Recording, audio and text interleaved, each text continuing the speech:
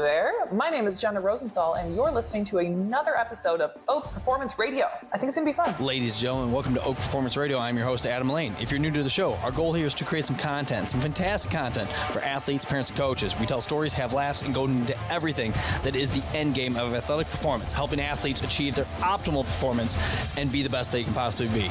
Enjoy the show. Ladies and gentlemen, welcome back to another episode of Oak Performance Radio. I'm your host, Adam Lane. With me today, Jenna Rosenthal from Vert and other things too, but we'll start with Vert. Jenna, thanks for joining us. Yeah, thanks for having me, man. This is exciting. Yeah, well, this is, I want you, Jenna, you've accomplished some things in your life. However, they probably pale in comparison to being a guest on Oak Performance Radio. So thank you again. Truth be told, I've been on a Serbian TV show and a Japanese TV show apparently, but I've not actually been on a podcast before. Well, look at this. Yeah, look at me go. I'm at the end of this, I'm wondering how they compare and contrast. So, very, very worldly. Jenna, for the tens of people that listen to the show who might not know who you are and why you're such a big deal, tell these people who you are and why you're such a big deal. Hi, I'm Jenna Rosenthal. I went to a successful mid-major university called Marquette University in Milwaukee, Wisconsin. Go Marquette. We are. Everything's great. And so we did that till 2018, and somehow I've been pro ever since with some side quests along the way. And now I'm almost 30 and my body hurts, but that's okay. We're going to keep going. We're going to keep educating, and we're going to, try to tell some things along the way. Yeah, there we go. Where did you play? Yes. So I graduated from Marquette and I took my first professional contract in Finland. Ooh. I enjoyed Finland. Finland was really good. We won the Finnish championship, bonded for life with these girls, my teammates, my sisters. And then 2 days later, I had a flight home and I never saw any of them again, which is just the nature of professional sports, which was very disconcerting. My first time out. I mean, I keep in touch online, of course, but from Finland, I went right to the national team gym in Anaheim, California.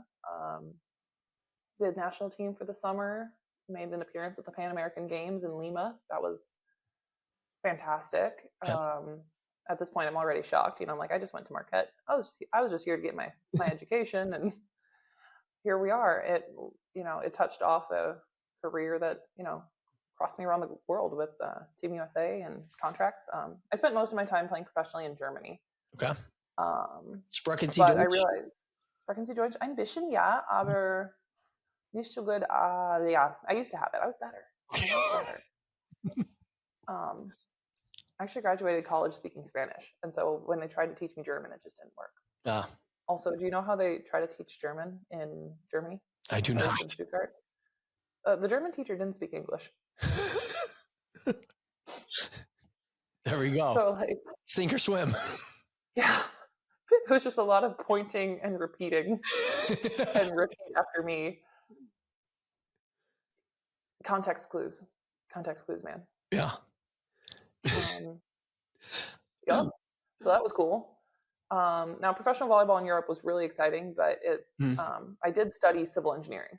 I have a degree in that. So I turned 25, and I'm sorry. That was the Marquette degree. That was the Marquette degree. So I turned 25, and I'm like, well, got to think about things. And I went home to get an engineering job and just start normal life. I was like, cool, great adventure. Close the chapter, get a 401k, that kind of thing. Because, volleyball pays, but it generally doesn't, support long-term goals. It's not generational wealth. No. I describe it as a working actress, barely. Starving artist. Not quite, but luckily I was young enough that the American professional leagues were starting.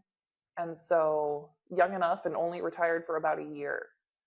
So they came calling and I was able to sign up for first Athletes Unlimited and then Major League Volleyball.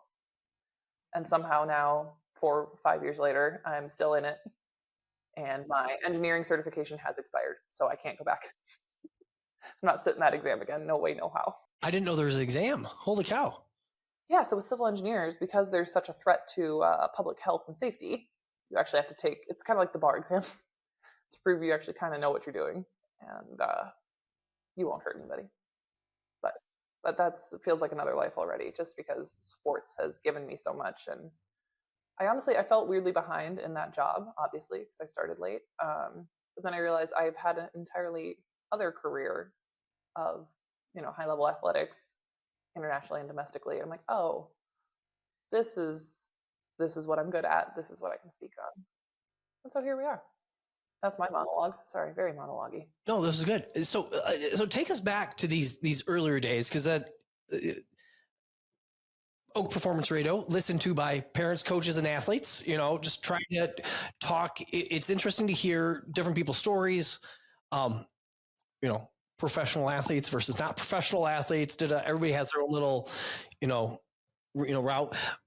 Amber Rolfston was previously on said podcast. Amber did lots of things. She played basketball, track and field, volleyball.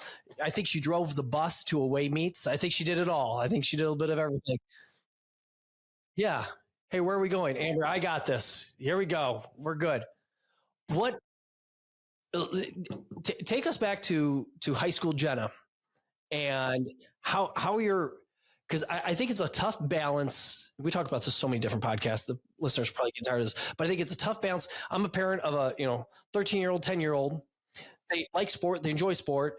I'm trying not to be crazy about it because I own a sports performance gym where we try to drive athleticism, but I'm also trying to let them be kids. Hey, we have this balance. I've seen kids push so hard, parents push so hard that they end up pushing themselves away from the sport. They get tired of that sport. They quit that sport at a lot younger age because they loved it at the age of 13 and then they quit it at the age of 16. Like, wow, that was a quick turnaround. Talk about what you did in high school, the balance that you struck, transferring that on to college, because you are more than just a volleyball player, Jenna. Nice. Yeah. Well, through high school, I did volleyball and I did track and field. Just because I enjoyed both, right? Like you said, you do it because you love it and it's fun. And when I say track and field, I wasn't a runner. I was a thrower and a field event person. So what was your best disc? I know you mentioned it earlier. Okay, in high school it was 125. But then I threw a little bit in college. I dabbled, and I think I got it up to maybe 145. So yeah, solid, not bad. Especially not lifting like a thrower ought to.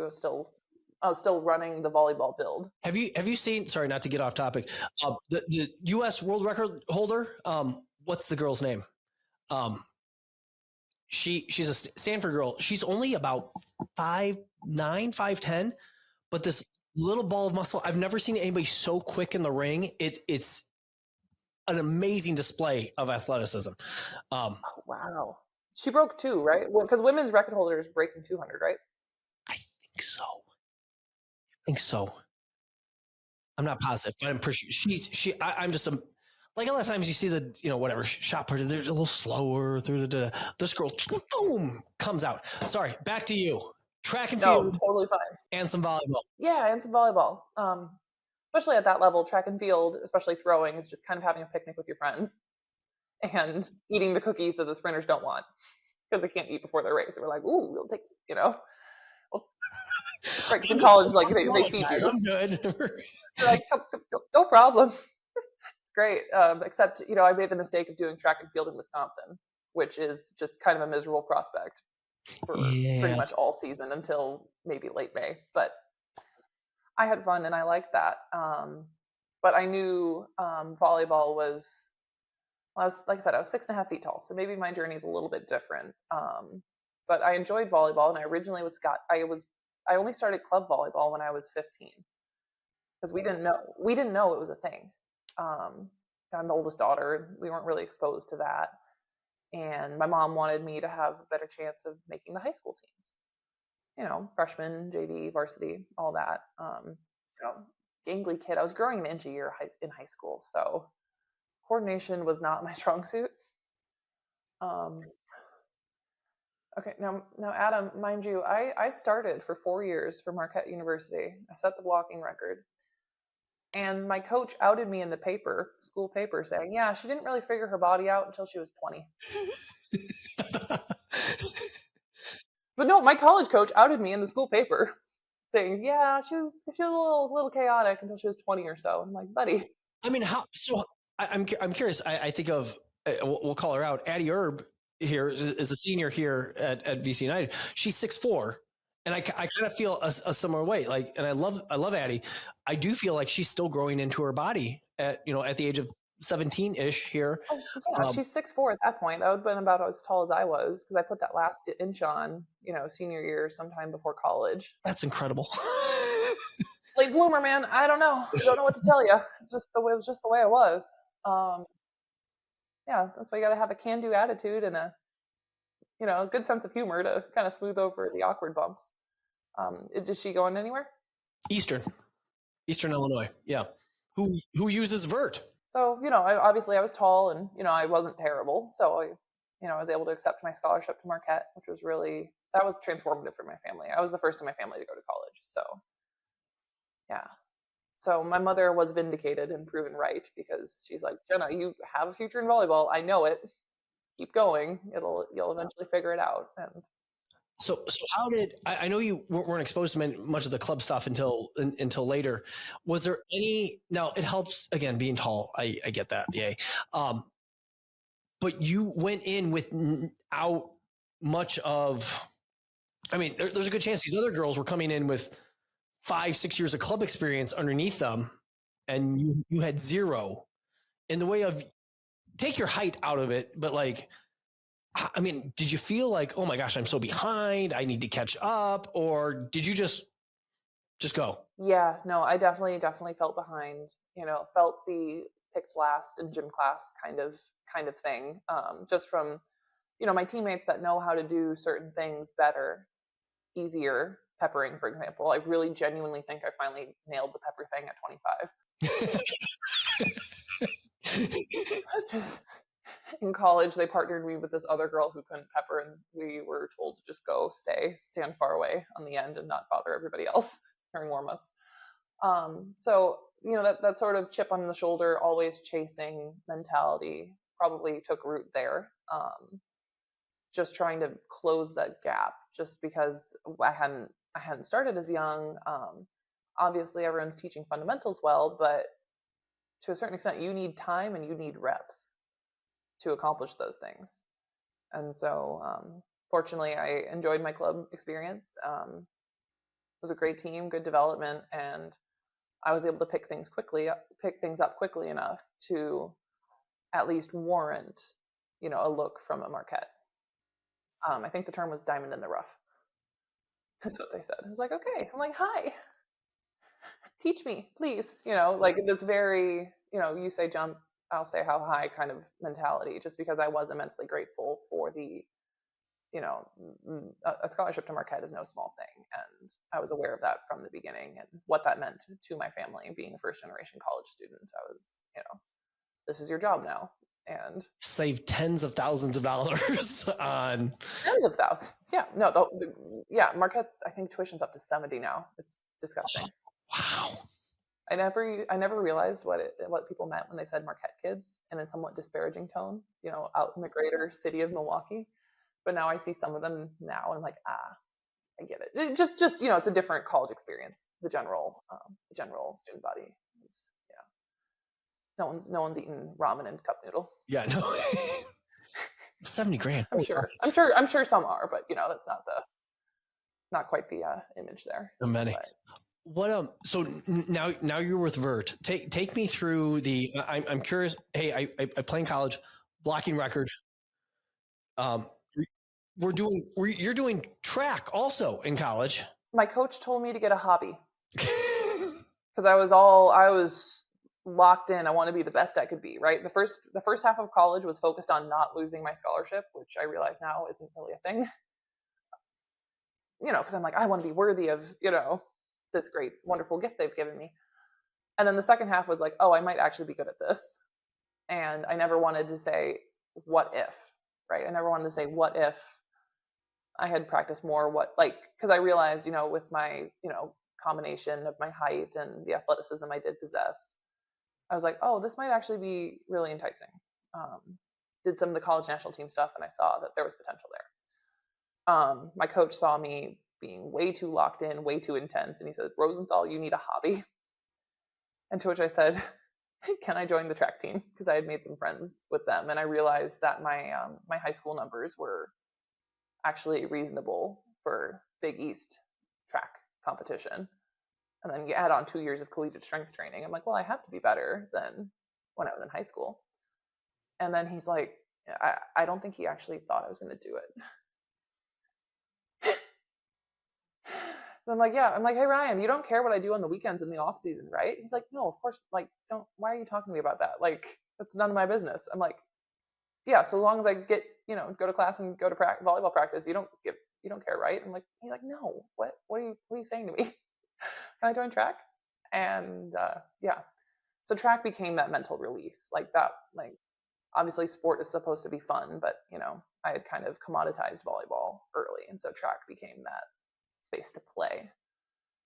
If I had been able to marry the fun, free feeling of playing at track, just having fun and enjoying what I could do, if I could have brought that back to the court sooner, I think I probably would have had better results than I did. I mean, I'm very pleased with what happened with my career, but it was tooth and nail, and it was a lot of gutting it out. I probably could have enjoyed the process more and probably gotten maybe 20% better returns with less effort and just carrot in the stick.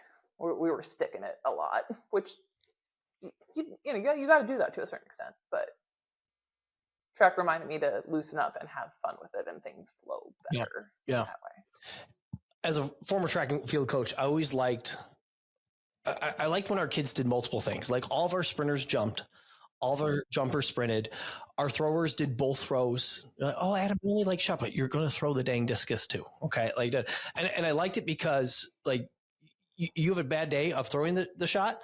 Hey, now you have the disc. Well, oh man, I hit my PR and disc. Well, fantastic. And now let's focus on that. Let's not focus on the thing that you stunk at. But because if you just have that one thing, and then I think this is where kids get in trouble. I mean, kind of, especially with club volleyball, you're libero. Your only thing you do is pass. You do literally nothing else. You pass and you pass and you pass and you pass and you pass. And if you're off at passing, there's nothing else to hang your hat on. There's nothing else to be like, oh, well, that was, the 3 serves I had were good. Okay, well, great. I guess there's that. But, like, to have that, I love it. Hobby, different sport, whatever it might be, group of friends, whatever it is, like, to have that out, to have that extra thing that you do separately, I think is so important. And it's funny that you had it in high school and then you also had it in college. To be a 2-sport Division I athlete, I don't care if, Big East track and field or not, I mean, it's not the SEC, not bagging on it, but yeah, that's okay. I like that. That's fantastic. Yeah. And for you to stay healthy through that whole thing. Well, that was the thing. I didn't think anything of it.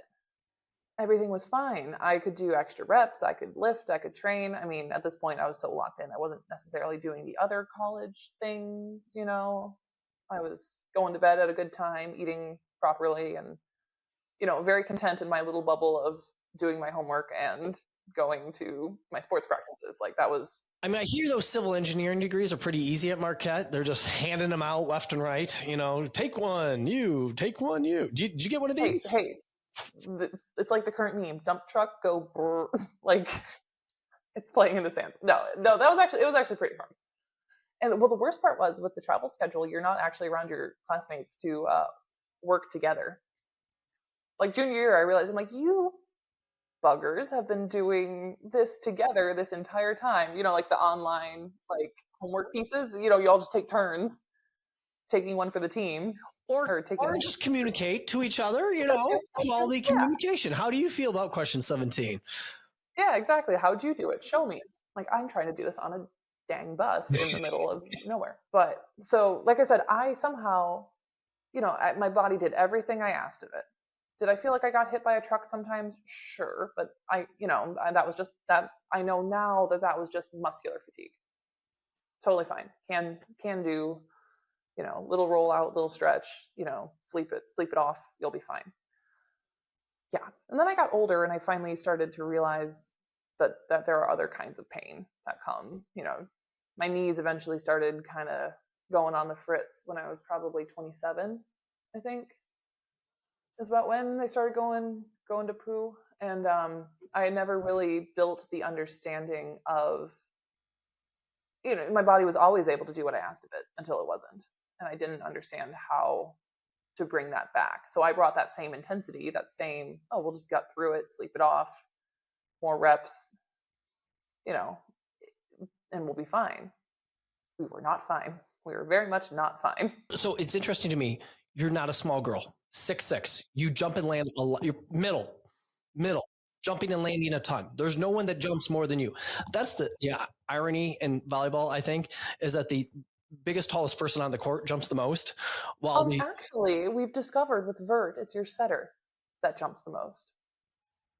There are technically more smaller jumps, but yes, no, I was very peeved when David told me that. Interesting, of course. David. When the performance lab director at Vert told me, he's like, "Oh yeah, you're a middle. You don't jump the most." I'm like, "Get bent. There's no way." The data is the data, and I don't count those. It reveals more. There's no. I was just saying, like, okay, it makes sense. Yeah, that does make sense. But like those aren't. You can have a debate. I'm like, those aren't maximal jump efforts. Those are more rhythm timing jumps. And yes, I would argue there's a difference between those two and the way of how your body absorbs that and whatnot. I just think it's funny. The smallest kid on the court doesn't jump at all.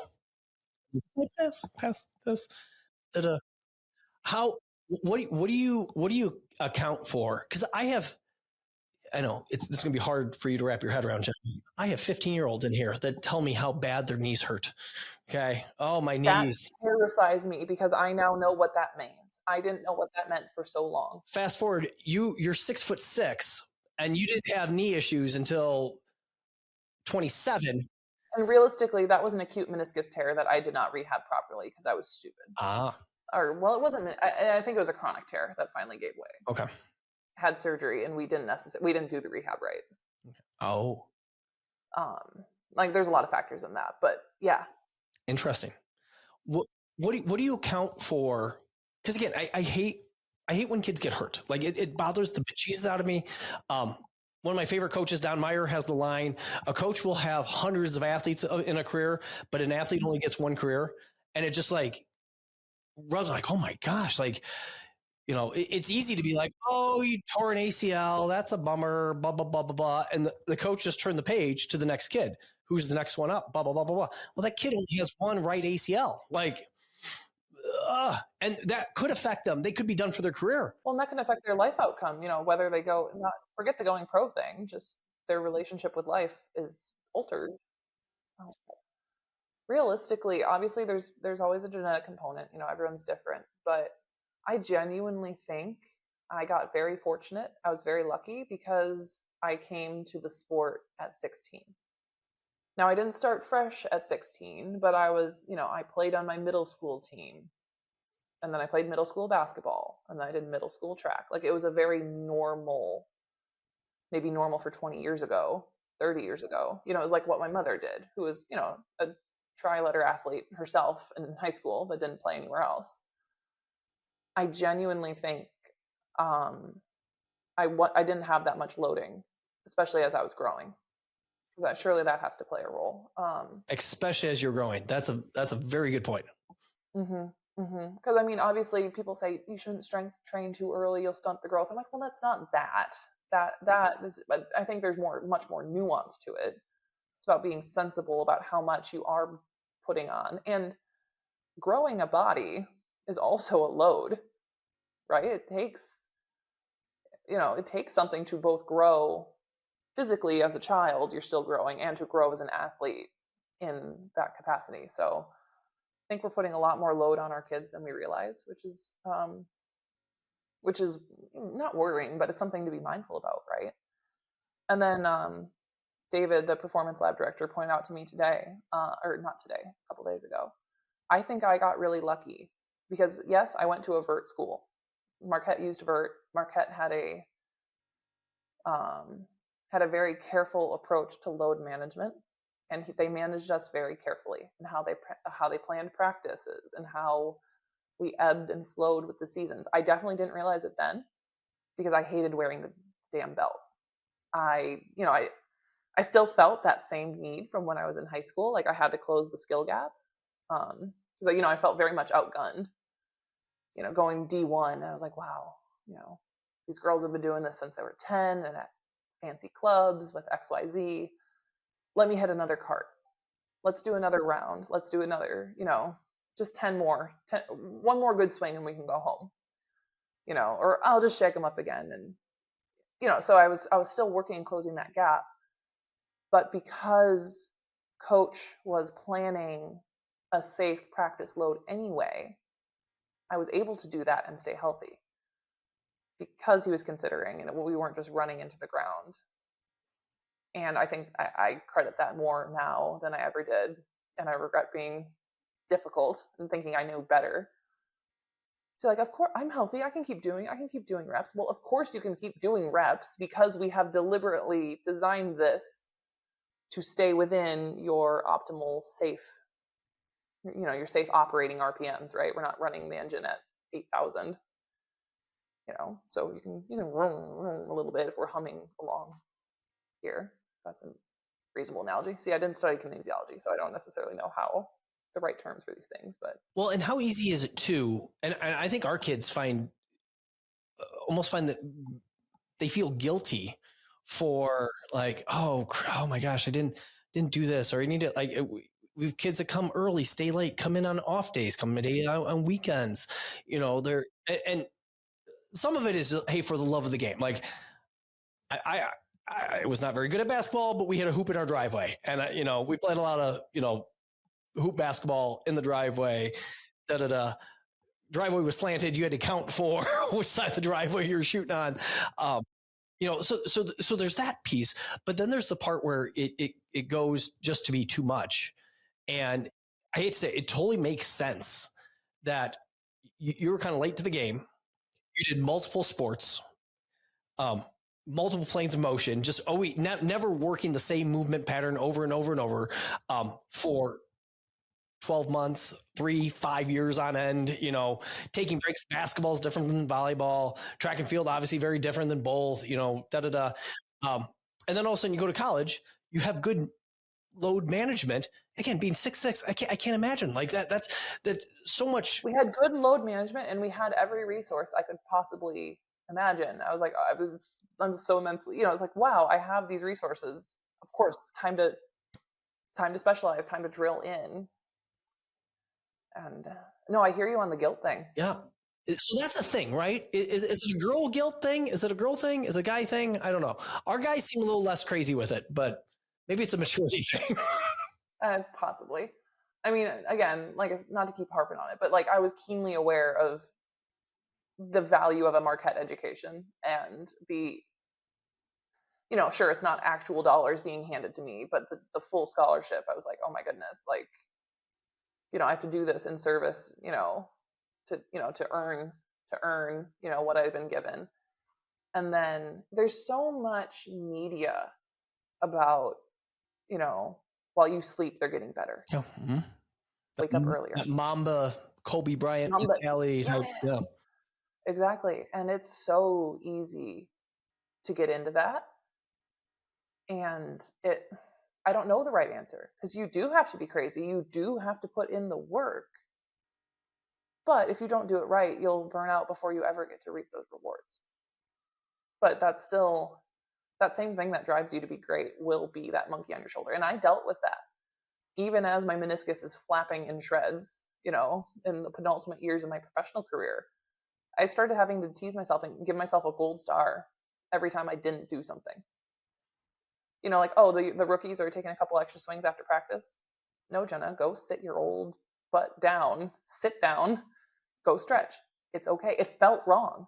It felt so wrong to watch them take more reps.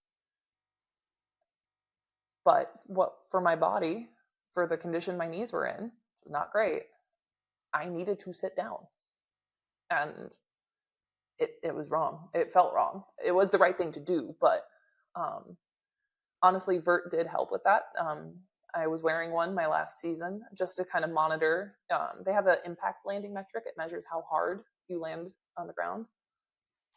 As soon as I saw that thing go in red, I was like, oh, geez, Because obviously you can't stop when you're in practice, right? That's a conversation you can have with your medical staff, if you have one, with your coach.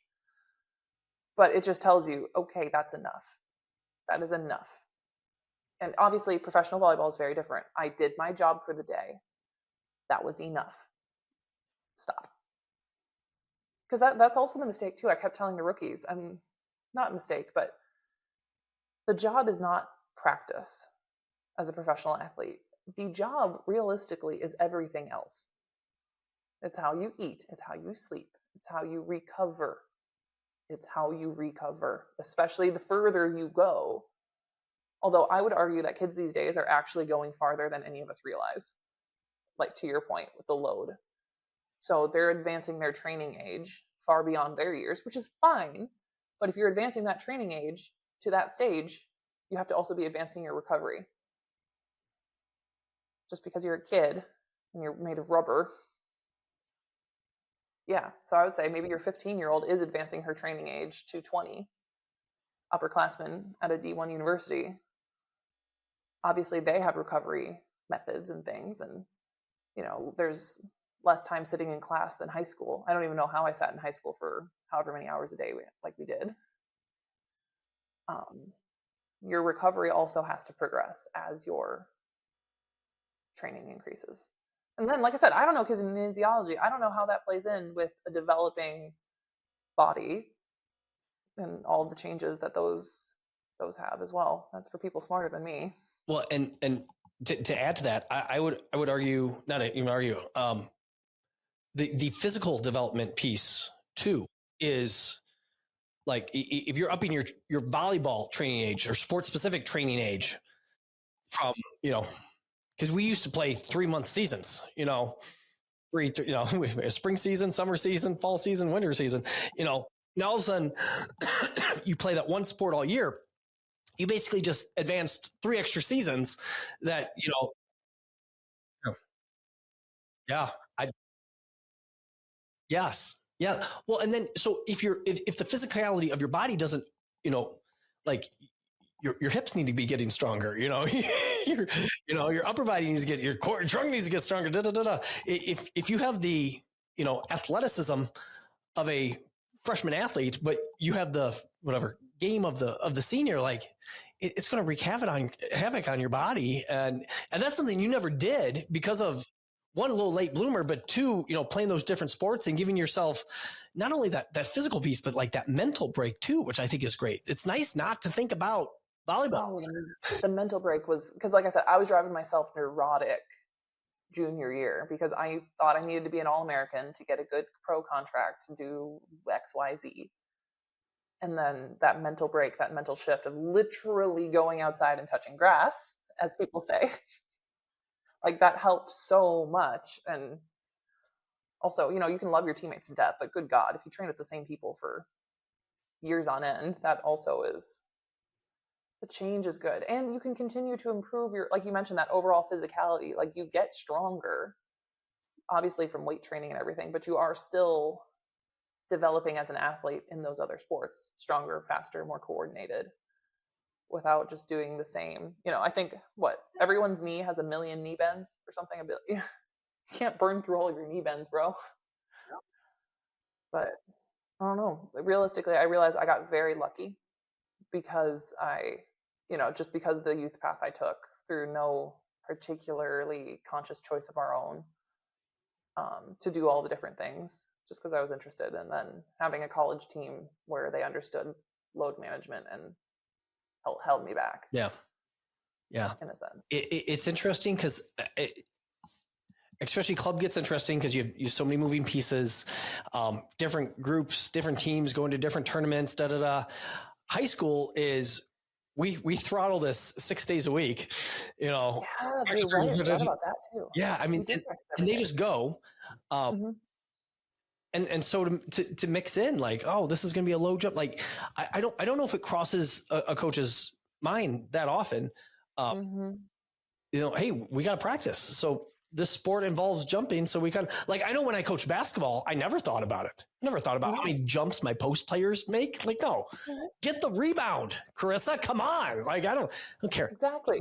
Or Natalie came from varsity basketball practice to come to volleyball practice. Well, come on, Nat. You signed up for both. Like, get your butt moving. Come on. Yeah. Like, I remember Natalie would come in just drenched because she would drive right from basketball. I mean, granted, I would drive from track, but different. Track practice isn't nearly as, intense and, well, I mean, it's different kind of intense, obviously. Nobody thought about that. That's why I'm really kind of excited that Vert is moving into the individual consumer market, because realistically, the only person looking out for you is you. Coaches are good. I'm not saying shop around for coaches to find someone who says what you want to hear, but I think parents and the athletes need to kind of understand what they are getting themselves into and make sure they appropriately manage that. And thanks again to my mother, who is cooking nutrient dense, protein dense. She doesn't have a nutrition degree, but like somehow the macros were coming in great. I remember the day she bought some protein powder. She's like, honey, I think just with everything that you're doing, like, I can't feed you enough protein. So maybe on the days you have a double practice, you just, here you go kind of thing. Because again, the job isn't just at practice, it's everything around it. And Jenna, I can't tell you how many kids we get that get in that rat race of going, they have practice late, they get home, they're tired, they don't even want to eat. They may or may not take a shower, fall into bed, sleep, wake up, usually with not enough sleep. And you know how sometimes you wake up with not enough sleep, you just feel like, oh, I don't feel good. So then they don't eat breakfast after eating maybe half a dinner or not a dinner. They hit lunch, whatever, long story short, they severely undereat. And, just little things like, hey, and actually now that reminds me, fortunately, I had a teacher that would let me sleep in the classroom during the lunch hour, actually. Oh, during lunch hour. Okay. No. I was a very good student, but, cause like, I don't need the whole lunch hour. Cause like I was locked in and, doing my thing. I'm not telling you to abandon your friends in high school, by no means do that. But like, I'm going to go eat my sandwich. None of my friends are in my lunch hour anyway. And I need a 20-minute nap before we started again. Because if school goes till 3:30 and then I have volleyball till 6, but then I have practice 45 minutes away from 8 to 10 p.m. Like, the math doesn't math. Yeah. You're exhausted. And it's funny because if adults did that, if I did that at 46 years old, I would die. One day I'd be dead. They're just, what's wrong with Adam? Oh, he did 2 practices today. Like, yeah. Well, the thing I can't get is like, it worked for me because I got a scholarship and I went pro. I treated this as a business from when I was 16, because that's when I accepted the scholarship. It worked for me. And in retrospect, I could have had a much more normal high school life. I certainly could have had a much more normal college experience. But it worked out for me because I got to reap those other rewards. But the problem is those rewards aren't guaranteed. So what if I had done all of this and, maybe I missed out on other opportunities? So I'm not going to tell people not. And there is a satisfaction in knowing you did everything you could. But there has to be a balance somewhere, and you do have to know why you're doing it. Not saying I didn't enjoy it, but, when someone promises you a large chunk of change, I don't know. So that's why I say, granted, I've been professional since 2018, but I round that up to 10 years professional just because I did treat it. It was my job. Yeah. I think it's interesting because you mentioned the Vert thing before, and not that we're sponsored by Vert, because we're not, but if David wants to, he's more than welcome.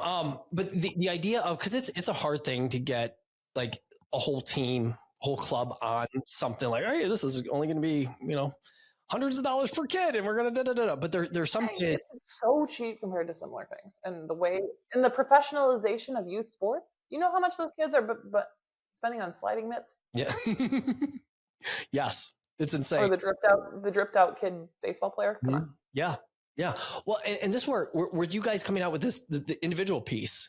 Like I love and encourage like our athletes say, hey, go go get this. I will help you with the data. I would love to see it. Let's work through this. Like, we don't have the capacity to do 200 kids across the set. Like, holy cow. Like, I remember seeing Marquette came down here because Ella Holmstrom, one of our former athletes, is playing with them. They played at Rockford Guilford High School. So, where Ella went to school, and I'm watching their athletic trainer sit there, and he's got the iPad, and he's got whatever 15 kids hooked up. I'm like, oh, that looks really nice. I can't imagine trying to do this with 200. Like, I would, some kids really like it and it would really work. And some kids probably would care less. And you know how kids are, they're just weird. But that's the thing. You get the benefit because it's the mindset that accompanies the technology. Because I resented it in college, but it still protected me because it was protecting others, kind of thing.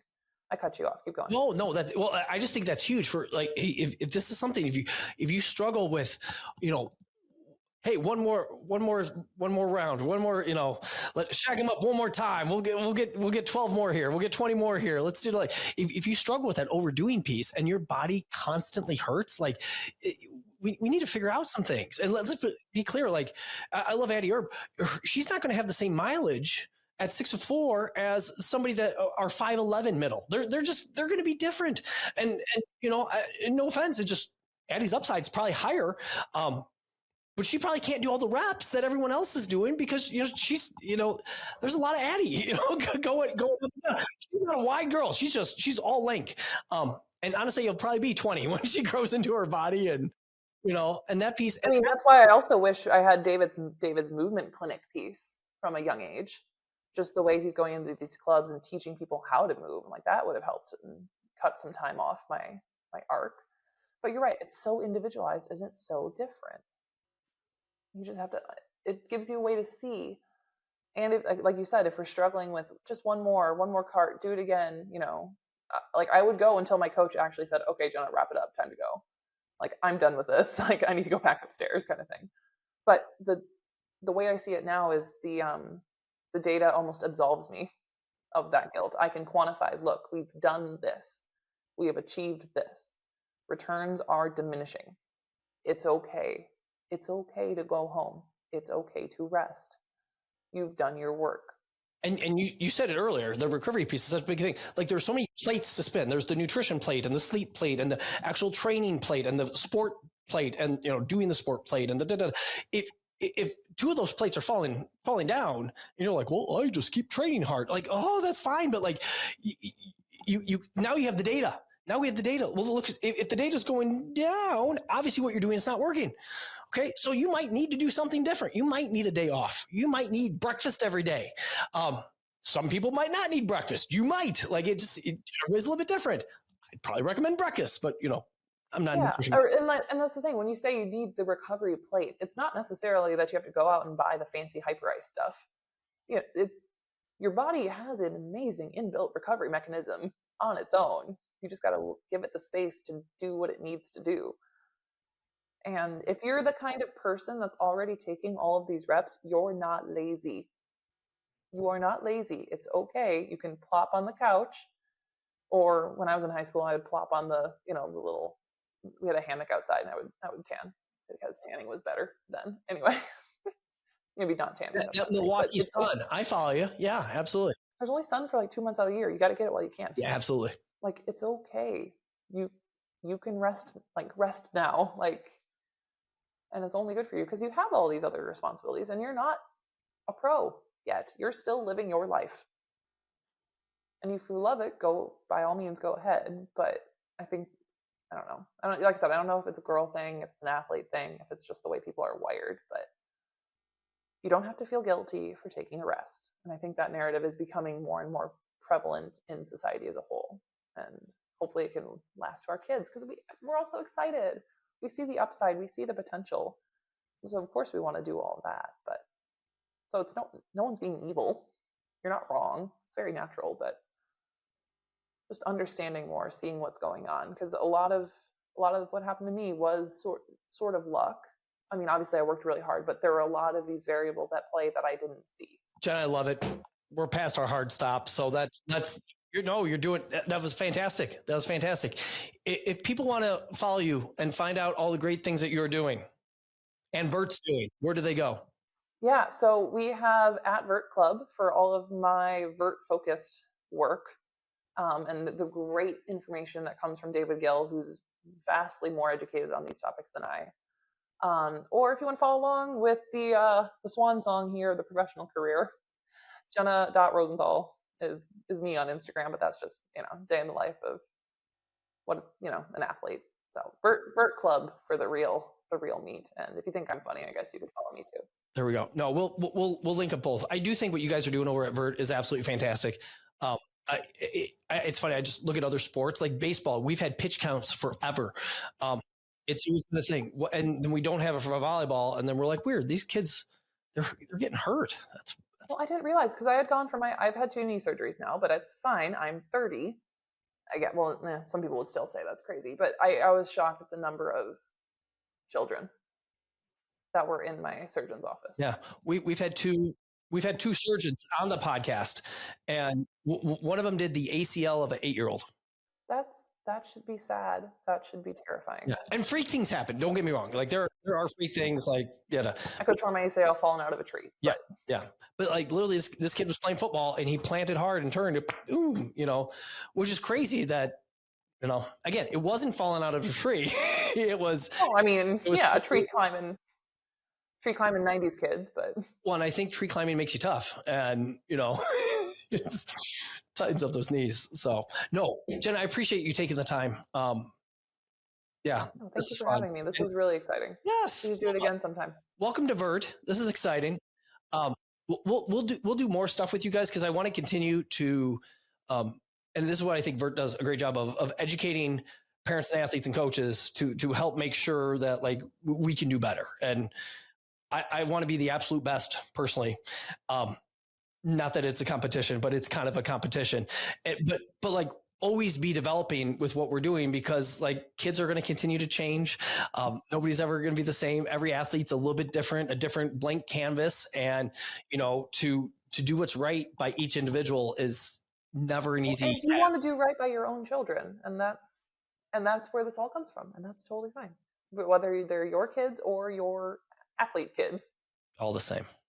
Awesome, Jenna, you're awesome. Thank you so much. No, thank you. This is so fun. It was fun. Listeners, thanks for listening. We'll catch you on the next one. Ladies and gentlemen, thanks again for listening to another episode of Oak Performance Radio. Don't forget to check us out on the social at Oak Performance and online at www.oakstrength.com/Oak Performance. Thanks for listening, and we'll catch you next time.